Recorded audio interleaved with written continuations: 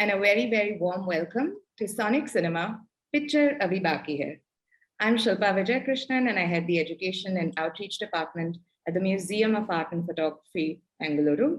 And it is my pleasure to be speaking today with Sadhana Rao, who I would like to take this opportunity to thank on behalf of the entire team at MAP for coming on board to help us curate this year's Art is Life Festival, SOUNDFRAMES, and giving us all the benefit of her experience and expertise.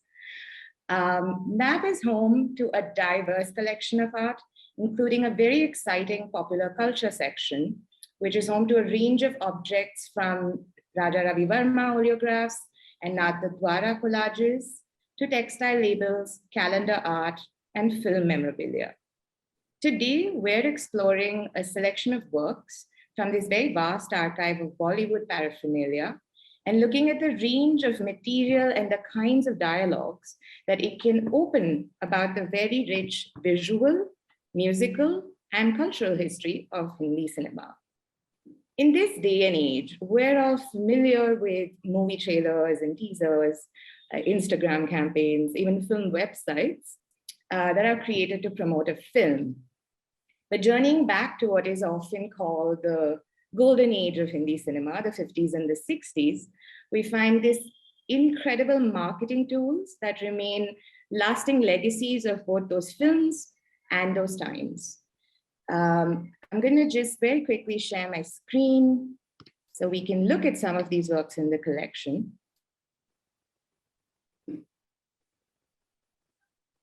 The lobby card, for example, was one of the revolutionary advertising mechanisms of cinema in the early 20th century. These were sets of cards, sometimes as few as 3 or 4, but oftentimes larger sets of 10 or 12 that were sent out by publicity departments of film studios to theaters. They get their name from the fact that they were often hung in the theater's lobby or by the box office window. And the idea was that these sets of lobby cards would give you different stills and different senses of the tones of the film, everything from romance to action to drama and suspense, things that would lure viewers in to start watching these films. And we have a whole range and set that explore also the variations in graphic design that start to happen around this time. And these lobby cards, therefore, also function as a testament to innovative design techniques that are happening in the period. We move from black and white into color at some point. And then, of course, there are the lithographic posters, something that is far more familiar to most people. Posters often used, the star faces as vehicles to promote a film. Often, of course, having the names of people listed down. But they also, again, show certain kinds of interesting graphic design possibilities. Here you see like the clock that is kind of superimposed on top of the two figures, since the film is called Anmol Ghadi, and it's a little bit about time and a sort of playful reference. Similarly, interesting things are happening visually in posters, and posters, because of the introduction of the lithographic press, become a tool that can be mass-produced and seen everywhere. At this point of time, they're also taken from hand-painted, versions. They're prints of things that originally someone has hand-painted. And they often contain other information. This one, for instance, talks about the cinema scope, which also, if you look closely, is interestingly sort of designed, where the font kind of moves from smaller to bigger towards the sides. Then you have posters that also highlight the songs in a film, such as this one, which lists a few on top. And from there, we move into another really interesting marketing tool of the time, which were the song booklets. And the song booklets were these small pamphlet-y kind of programs that were produced. They were sold in cinema theaters for the public to view. They contained information about the cast, the crew. They contained also, of course, the lyrics themselves. In addition, sometimes they contained information about upcoming productions of the same studio. And they became effectively tokens that people bought and kept as keepsakes, holding on to them long after they had perhaps watched the actual show. So Sadhana, would you want to sort of come in here just to talk about how, something like the song and how that becomes so central to not just the film itself, but also the larger culture within which film was being viewed at the time? Sure, Shilpa. Yeah. So, wow, look at the detailing of the material associated with cinema. And so we can see that Hindi cinema had such a powerful hold and draw over the psyche of the nation. And it is actually within this construct that the phenomenon called the Hindi film song that came in. And the song continues, it became, and it continues to be such an integral part of the visual culture. As the era of the silent films faded, and the sound and song came into the movies, the Geet took place of its almost permanent residency in the hearts of the population. It was in Ardeshir Irani's Alam Ara, that is India's first sound film, that the song De De Khuda Ke Naam Pe Pyare, sung by Wazir Muhammad Khan, that first time we heard the song, filmmakers and audiences both were hooked in one large intimate circle of viewing, listening, creating. So tight was this relationship that the presence of the song and dance sequence has withstood most of the criticisms and critique. There have been abundant, but notwithstanding that, the songs were just here to hold. What was the reason for this great acceptance? Because it came out of nowhere, right? Actually, the reason, the background score to this is that India has a very rich tradition of musical storytelling, the Nautanki form, the folk tradition. So when the film music arrived, it generously dipped into this legacy. It dipped into this legacy, created its own identity, and went on to create musical scores that we hear today, even after 40, 50 years. Before I go further, Shilpa, let's play a musical rendering from the film Mirza Ghalib. And we have excitingly paired it with some visuals from the map collection. दिल नादा तुझे हुआ क्या है, आखिर इस दर्द की दवा क्या है, दिल नादा तुझे हुआ क्या है, हम हैं मुश्ताक और वो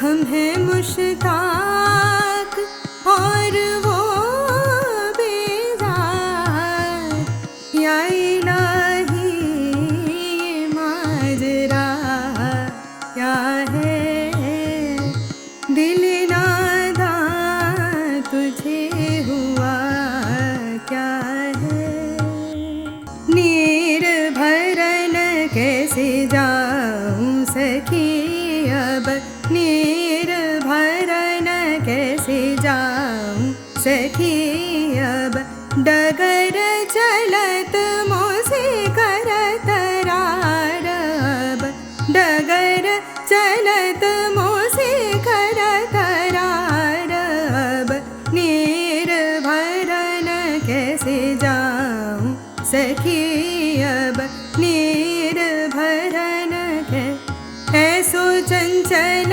चपल हट नट खट, ऐसो चंचल चपल हट नट खट, मानत न कहू की बात, बिनती करत मैं गई रे हार अब, नीर भरन कैसे जाऊं सखी अब, नीर भरन के जाऊं सखी अब हमको उनसे वफा की है उम्मीद हमको उनसे वफा की है उम्मीद जो नहीं जानते वफा क्या है दिल नादां तुझे हुआ क्या है आखिर इस दर्द की दवा क्या है दिल नादां तुझे हुआ क्या है.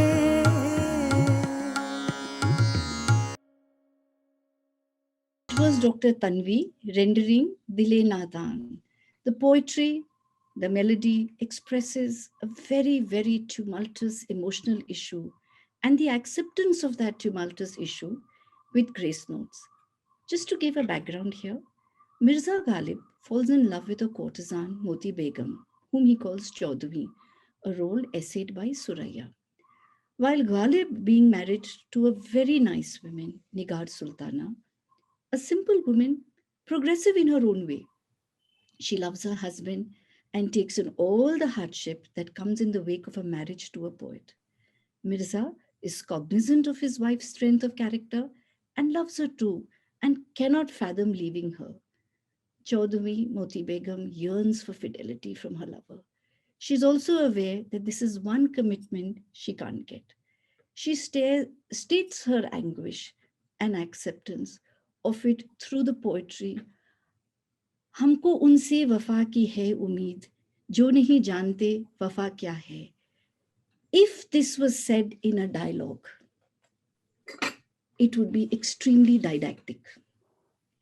The grace of the characters would not come out. So in cinema, the songs have been used as a narrative device. The lyrics and the tune used to create a scene, an atmosphere. The songs convey a progression in a scene sequence. They heighten a situation, accentuate the mood of the story or the characters, probably represent an inflection point in the story, and sometimes an interior monologue in the character's mind, mirroring their own thoughts, as we saw in this song with Suraya singing, Hame Wafa Ki Umeed Nahi Hai. So speaking of Suraya, something that I wanted to ask you to kind of talk about a little, Sadhana, was that Suraya was in many ways the last illustrious, singer-actor of the time who was playing this dual role, both singing and acting. And so I was just wondering if you could reflect a little bit on that and the shift that happens around that period where playback singing starts to become more prominent. So the Hindi film song scene in terms of singing is clearly divided between two spectrums. One were these were called the singing stars and one were the playback singers. Now the singing stars, as they were called, I think the best mention I could do is of K.L. Sehgal. He defined in his own unique way a wisdom of singing. So I do see there was a poster in the map collection of Anmol Ghadi that had two singing stars, Noor Jahan and Suraya. I mean, Noor Jahan's song Awaaz De Kahan Hai or Jawan Hai Mohabbat made musical and historical waves. Partitions, and it was India's loss that we missed her presence. Suraya, on the other hand, came to singing by design, and she always maintained that she was a singer by design and an actress by accident. She got her due, she always sang for herself. Now, the power of these singing stars was that they were able to breathe both aspects of Indian cinema, acting and music together in a composite whole, pretty much like theater, but theater on screen. And when that balance worked, it created an exceptional sonic and visual image. The acting and the singing sort of emerges from one same vital spot. Well, this was a rare talent to get. So the filmmakers sort of worked towards techniques, not to say that the visual image did not match the sonic image when playback singers arrived. So I give you another example from the same film, Devdas, just to give you a contrast here. Devdas, directed by Bimal Roy, and music was given by Sachin Dev Burman. Just to set the context, I'll only speak on this large movie canvas from the issue of playback, from the element of playback singing. I would actually like to show everyone here who's joined us today also some images from the collection. That'll be lovely. While you tell us a little bit more about this. Yes, great. So there was a vast array of voices in playback singing, which is very rare to have in one movie. There was Manna Day. And look at the range of female voices. Lata Mangeshkar, Usha Mangeshkar, Asha Bhosle, Geeta Dutt. Now the landscape of the movie had the courtesan, the mehfil, the landed gentry's homestead, and it probably needed multiple voices. None of these stars were singing stars, but the playback, the music, the technology blended perfectly with the acting. Songs and their techniques are developing, visual culture and its techniques are developing. Similarly, film narratives also keep developing, representations of certain ideas keep developing.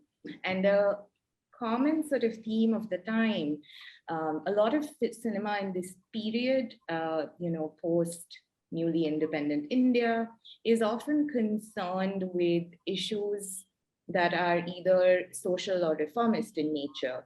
So you have, of course, the love story that is central in Devdas, but love and romance and crime, all of these, the drama elements become vehicles in some way to also carry other messages that are woven in, sometimes more obviously, sometimes more subtly.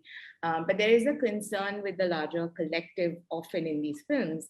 And so you have sort of of course, an exploration of a whole world within Devdas of the zamindari system. You have an exploration of the quotas, the mehfils, all of that as well. And then you have one of India's most famous films with one of its most iconic visuals, Mother India, that is also looking at feudalism, but from the other end. So while Devdas is not particularly critical or doesn't quite make that leap, Mother India does tend to go a little further down that line. And this, of course, is the most seen and most well-known image of Nargis here, long suffering and resigned to toil and hard work and worry. But we have this other collection in MAP, which I find fascinating because this is one much less seen. I certainly had never encountered it before I came to the museum, and I find it interesting because the iconic visual is one of long suffering womanhood, whereas this one is much more, there's grit and anger and determination that you see. The poster itself is also far more graphic. It's in some ways far more contemporary, like the way people render graphic design today. It's more reminiscent of that. And I think this idea, right, of the sort of two different representations we see here is also something that starts becoming apparent in the narratives of cinema. And Nargis, in a way, is like all the other female characters in this period, being sort of, boxed into these two ideas of what women can be. So one is your archetypal Indian woman who has all the, traditional values. And then you have the more modern Indian woman, right, who is kind of seen as the kind of person who has financial independence, who has the ability or the agency to make romantic initiatives, and also often has a propensity for vices, which marks her as somebody who is perhaps not the virtuous one. This film, in fact, in Anhoni, you see this twinning where Nargis plays two roles. She's playing a dual role as twin sisters, so to speak.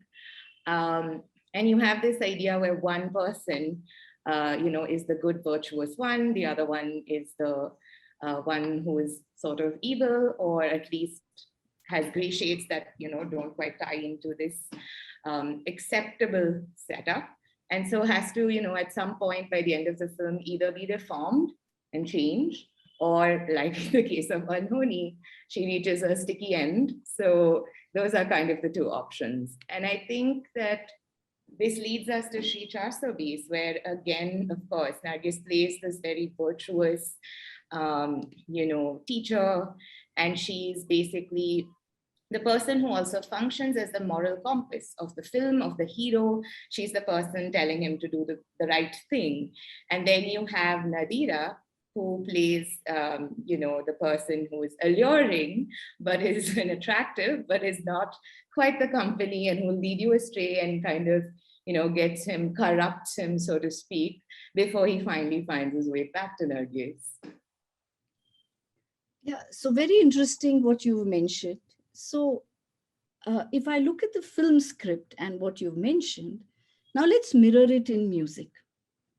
Okay, so let's mirror it in music. As a filmmaker, if we take just the example of Sri Charsobis, as a filmmaker, Raj Kapoor brought to the song of cinema all the sense and sensibilities of a visual appearance as well. And they go on to create a great song, replete with lyrics swirled around melody. So as you see that iconic image of Raj Kapoor and Nargis standing in the rain, under the umbrella, you see the image, and before the song starts, you actually hear, even to date, you hear the lyrics of the songs emerging in your mind. Now, that was Raj Kapoor's intent, design, and wish for you to sing the song without the music really starting. That was his intent. And it was, something that he worked and spent hours on.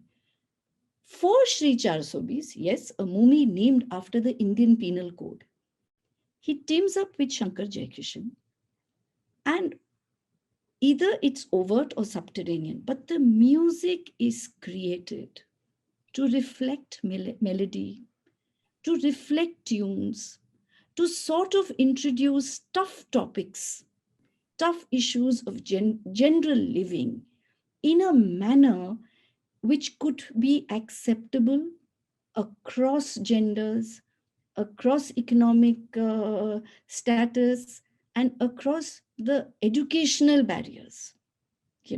It appeals to everybody. So a word here, before I move into the music of Sri Charsobis, is the music director combination was Shankar Jayakrishnan. Now, Shankar on his own was an expert in Indian and Western classical music, besides having learned a little bit of folk and jazz.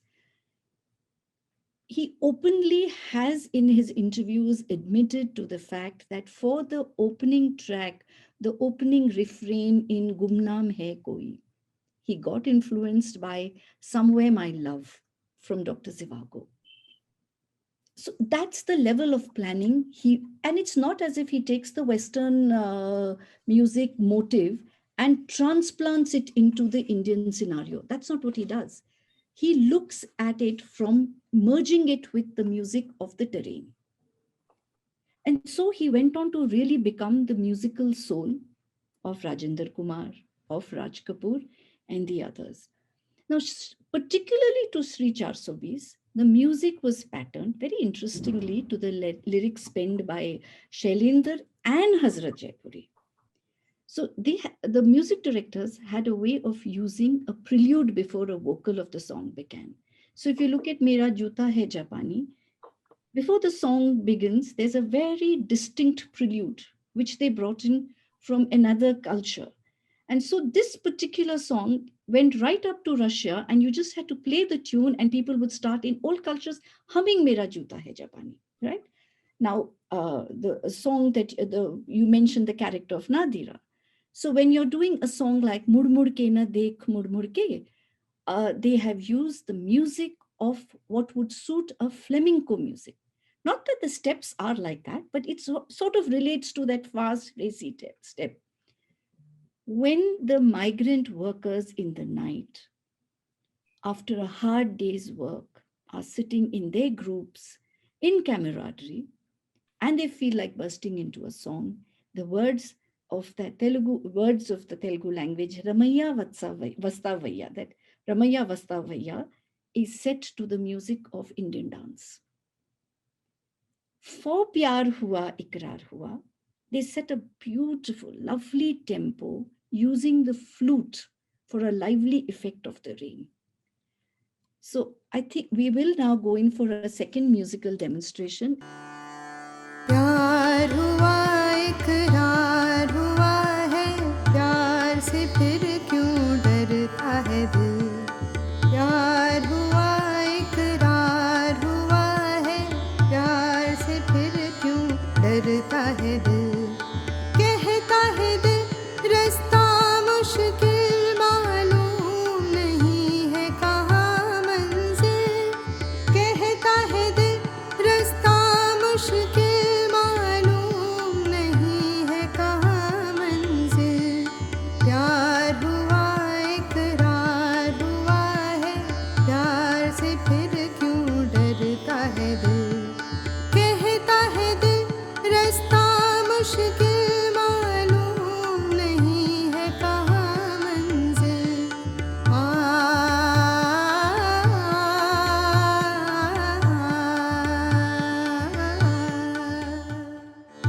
मत मारो तलवरिया नयन की मत मारो तलवरिया नयन की मत मारो तलवरिया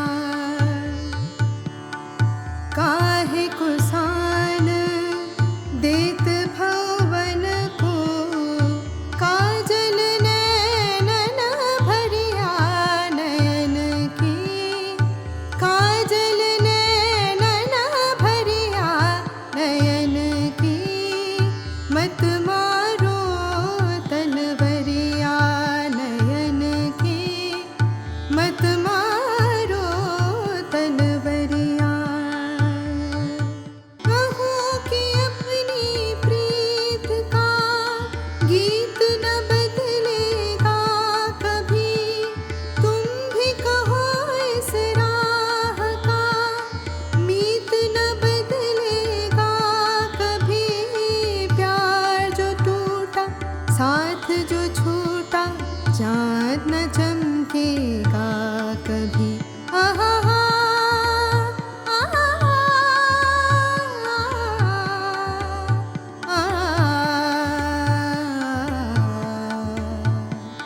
प्यार हुआ इकरार हुआ है प्यार से फिर क्यों डरता है दिल कहता है दिल रास्ता मुश्किल मालूम नहीं है कहाँ मंजिल कहता है दिल रास्ता मुश्किल मालूम नहीं है कहाँ मंजिल आ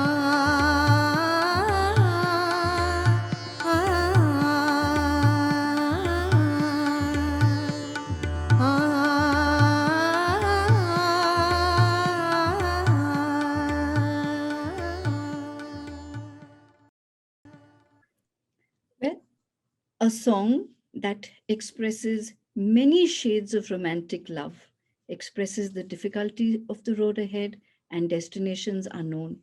Yet again, a place where dialogues would have been redundant and you can only say it with music. Yeah, that's a completely true point. I guess the idea that there are certain things that music is much more expressive with.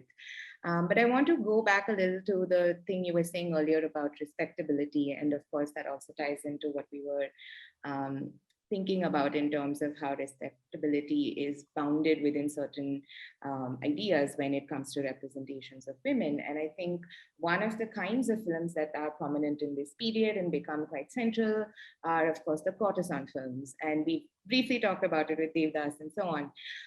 But then you have films like Pakiza and later on, of course, Umrao Jaan. There's also an earlier version of Umrao Jaan. There are multiple films of her narrative or her life story. But these where the courtesans become then the central protagonists. And there where this, these kinds of films where they try to then work around these implicitly constructed splits between someone who's innocent and someone who's corrupted in certain kinds of ways. So for example, in Pakiza, where the hero Salim renames Sahib Jan as Pakiza, meaning the pure one, and by bestowing that title upon her, sort of confers this aura of respectability. And related to music, there is this, there's been things that have been written about and talked about in terms of the use of Lata Mangeshkar's voice in this film. And, her voice being non-husky, non-sensual, very purist, and how her singing these songs then also becomes a reflection of the purity of Pakiza. What is it that you think on this subject? Yeah, so respectability is something that music directors and composers outside the film scripts also strove for. Was there a tendency to be denunciatory about film music? Yes, it was, because it was immensely popular. There's a little historical data here. That is, it was in the early years of governance that our central radio banned film music by saying that they were alien sounds. They were sounds not from our culture, right? So the Indian population would go to a radio station of a neighboring country to hear songs of Hindi cinema. This decision was reversed. Now, this is an iconic instance that has happened, and it came with its repercussions, and it came with a lot of work done in this territory. So particularly for Pakiza, I think the music makers really worked at various levels, but finally it came down to two premises. The song architecture was shaped keeping an emphasis on lyrics as well as on the music. The lyrics were the heart of the song, and the music and the musical motives were what the ear looked forward to recognize, right? So the makers of Pakiza looked at just these two premises and they went on a grand scale. There were two music directors, Ghulam Mahmood and Naushad. The lyricists were Kamal Amrohi, the director himself, Majnu Suntalpuri, Kaife Azmi, Kaife Bhopali, Mir Taki Mir.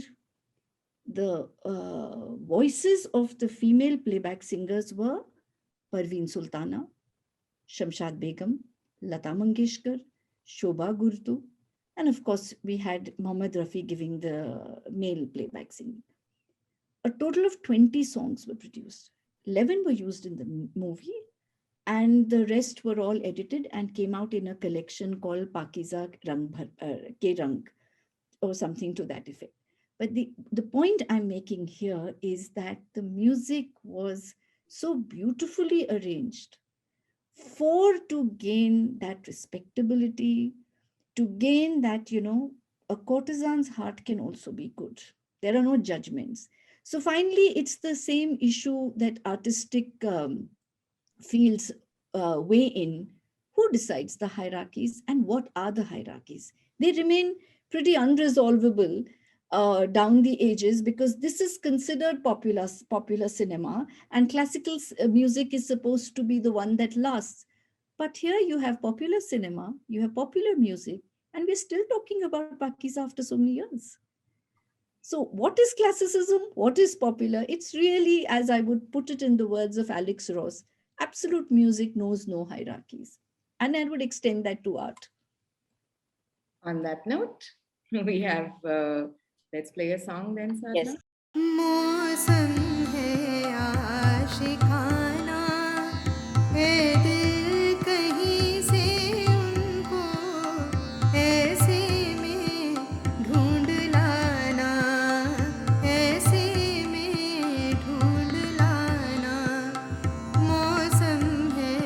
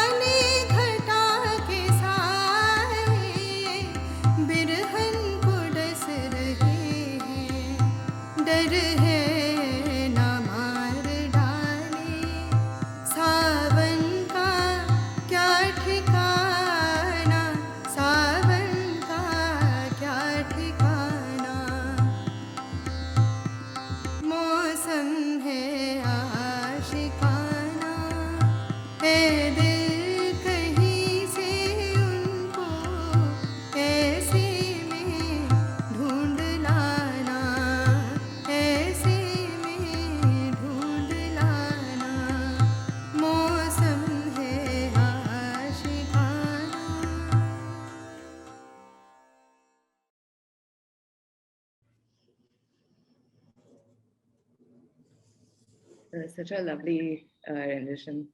Beautiful, no? And That's what I call, cliched as it may be, evergreen melodies.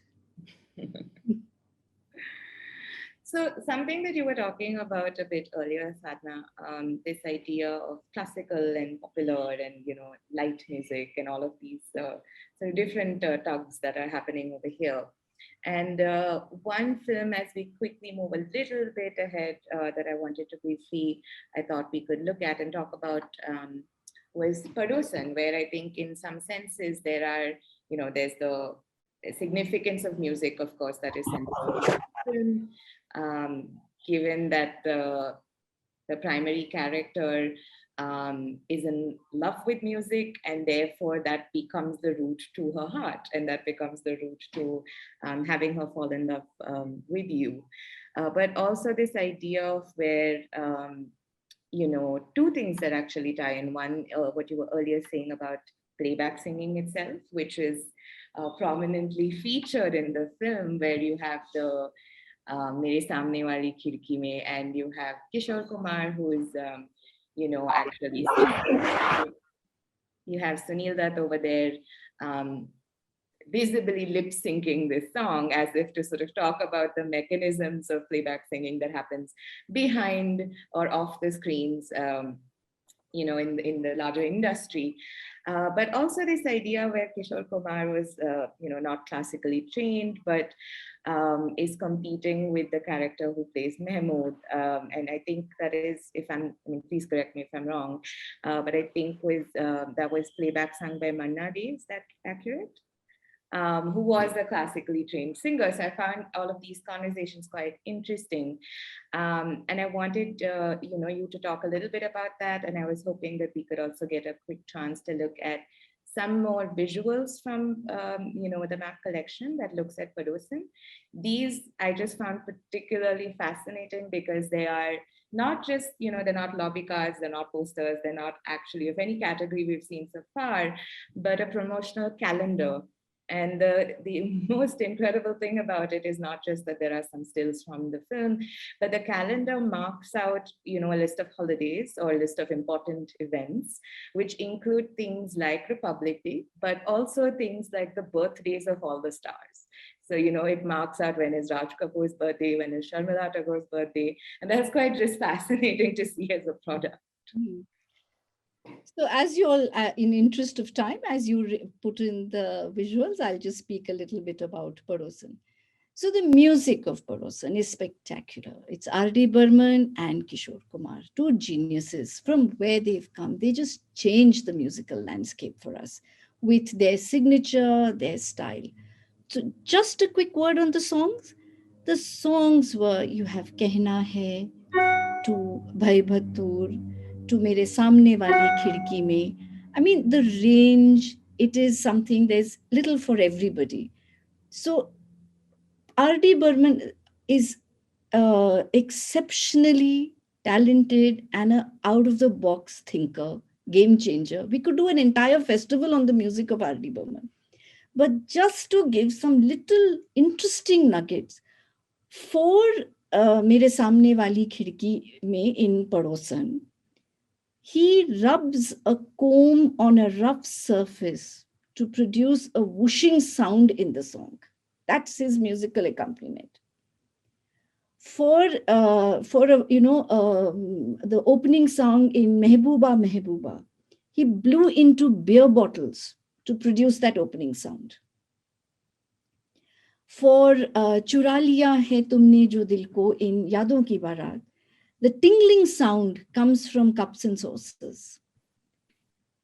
That's the genius of R.D. Burman and why he was such a relatable person. Yes, there are techniques that are changing, but look what he's doing in terms of with his relationship with sound. Very interesting visuals of Padosan. Yeah, I also heard that this one of the songs from Padosan, that Ek Chaturnar, actually there is an older 1941 film called Jula, where Ashok Kumar does a briefer but also slower rendition of the song. That was quite interesting story to discover as well. So many of these, behind the scenes tidbits that you're talking about are quite fascinating to learn about. Whether it's the blowing on the bottles and all of that. It's quite cool how much action is happening that you're not aware of when you listen to the final product. Let's hear a song from Kashmir Ki Kali.